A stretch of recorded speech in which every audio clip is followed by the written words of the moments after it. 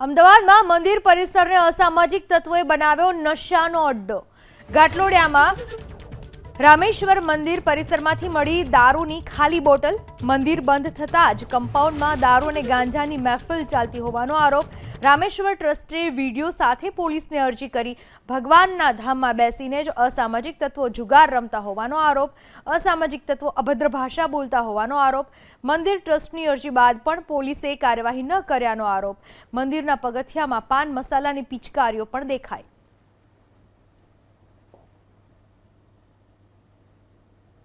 અમદાવાદના ઘાટલોડિયા વિસ્તારમાં આવેલા રામેશ્વર મહાદેવ મંદિર પરિસરમાં અસામાજિક તત્વોનો નશાનો અડ્ડો બન્યો છે। મંદિર પરિસરમાં ખાસ કરીને જ્યારે મંદિર બંધ થાય ત્યારે કમ્પાઉન્ડની બહાર માદક દ્રવ્યોની મહેફિલ જામતી હતી અને ભગવાનના ધામમાં બેસીને લોકો જુગાર રમતા હતા। જોકે અહીંના સ્થાનિકોએ પોલીસને ફરિયાદ કરી હતી અને કઈ રીતની તકલીફ પડતી હતી તેના વિશે વાત કરશે મંદિરના ટ્રસ્ટી આપણી સાથે છે।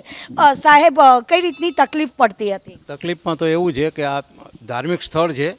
ધાર્મિક સ્થળની અંદર કશું થતું નથી, પણ ધાર્મિક સ્થળની બહાર જે ગાર્ડન છે, ગાર્ડનની અંદર જે બાકડાને એવું મૂકેલું છે એની અંદર આ બધું અસામાજિક તત્વ છે એ રાત્રે 12 વાગ્યા પછી જે કંઈ પ્રવૃત્તિ કરે છે એ રાતની ટાઈમમાં પ્રવૃત્તિ કરે છે અને મંદિરની અંદર કોઈ પણ જાતનું કંઈ ન્યુસન્સ છે નહીં, પણ ન્યુસન્સ બધું બહાર છે, અંદરની સાઈડમાં કોઈ નથી। 12મા મહિનામાં થયું હતું, આપણે એ વખતે ફરિયાદ આપી હતી।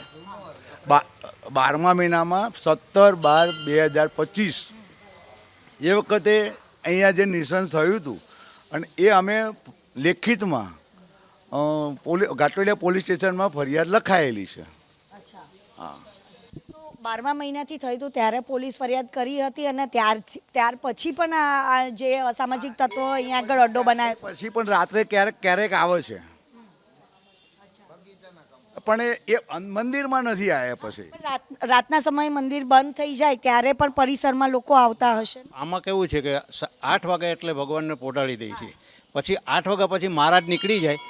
8 વાગ્યા પછી મહારાજ ગયા પછી રાત્રે 10 વાગે 12 વાગે કંઈ પણ થાય તો એ હવે મંદિરની અંદર આપણે શું થાય છે તો કોઈને ખબર ના હોય બેન।